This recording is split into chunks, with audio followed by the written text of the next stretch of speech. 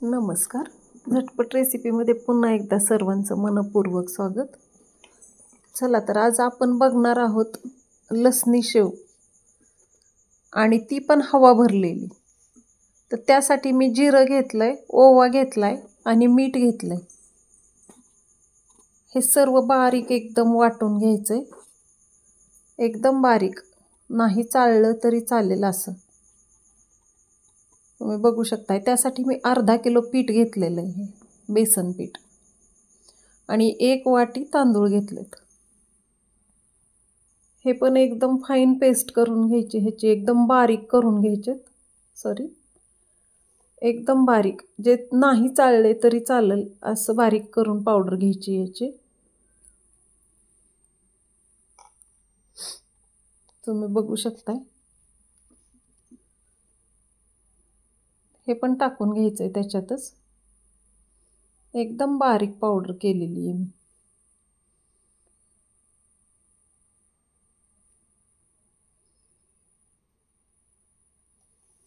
आपण एरवी पण शेव बनवतो, पण त्याला फक्त आपण जिरं ओवा घालतो, हळद मीठ घालतो.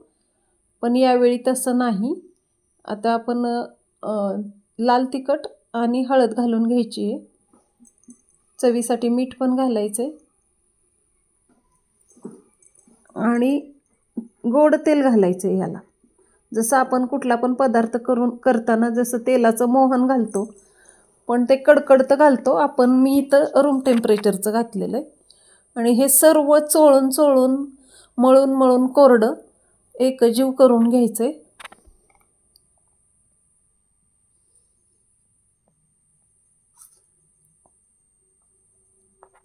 आणि आता मी कोथिंबीर घेतलेली आहे. तुम्हाला मागे पण मी दाखवली. माझी 10 ते 15 दिवस ही कोथिंबीर टिकती. मी अशा पद्धतीने स्टोअर करते.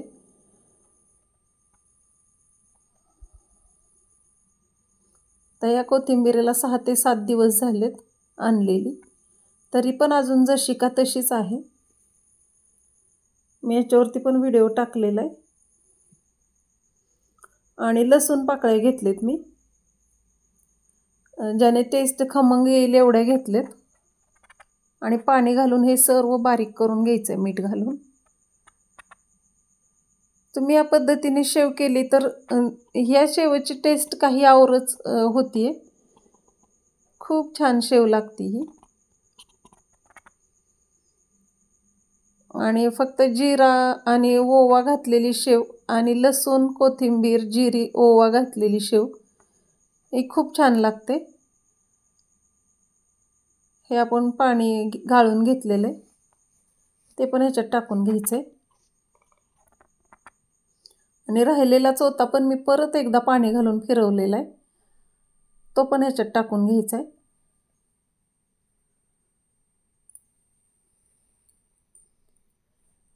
मी जी मागे थोडंसं तांदळाचं पीठ घालून शेव केलेली रेसिपी टाकलेली आहे, ती पण शेव सादळत नाही. आणि ही तर अजिबातच सादळत नाही. तुम्ही कुठल्या पण ऋतूत करू शकताय. आणि आपण म्हणतो की उघडी राहिली आणि सादळली, पण तसं याचं होत नाही. आता ही आपण एका डायरेक्शनवरती बीटरने मी फिरवून फेटून घेतलेली आहे. तुम्ही बघू शकताय ते पीठ फुलतंय एकदम बीटरने फिरवल्यामुळं. आणि तुमच्याकडे जर बीटर नसेल तर काहीच हरकत नाही. आपण इडलीचं पीठ फेटतो तसं तुम्ही एका डायरेक्शनवरती हाताने सुद्धा 5 ते 7 मिनिटे तुम्ही फेटून घेऊ शकताय. त्याने पण शेव अशीच होणार. बघू शकताय किती स्मूथ बॅटर झालेलं आहे त्याचं. आणि मी सोऱ्याला तेल लावून घेतलेले. आता आपण शेव करून घेणार आहोत. खूप छान शेव होती. कुठल्या पण ऋतूत करा. आणि जी आपण एरवी शेव बनवतो त्याच्यापेक्षा ही खूप छान होती, किंवा कुरकुरीत होती. टेस्ट ह्याची वेगळी लागती. आणि हवा भरल्यासारखी ही शेव फुगती एकदम. तुम्ही बघू शकताय किती फुगलेली आहे ती, हे बीटरने फिरवल्यामुळं. आणि हाताने जरी फिरवलं फेटलं तरी पण शेव अशीच होणार आहे. तुम्ही पण करून बघा. जी मी चॅनलवर नवीन रेसिपी अपलोड करत असते त्याच्यात नक्कीच वेगळं काहीतरी असतं. आणि सर्व घरच्या किचनमधल्या साहित्यातूनच बनवलेलं असतं. आता ह्याच्यात फक्त बीटर नवीन आहे, जो कुणाकडे असेल किंवा नसेल तर त्यासाठी पर्याय आहे की तुम्ही हाताने हे पीठ फेटून घेऊ शकताय.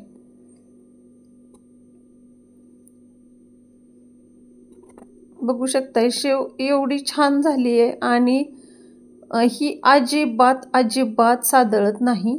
कितीही दिवस राहिली तरी तशीच कुरकुरीत राहते. हे याचं वैशिष्ट्यच आहे. आपण ही सगळी शेव करून घेणार आहोत. बघू शकताय तुम्ही शेव करून झालेली आहे. तुम्ही पण माझ्या अशाच रेसिपी बघत जावा.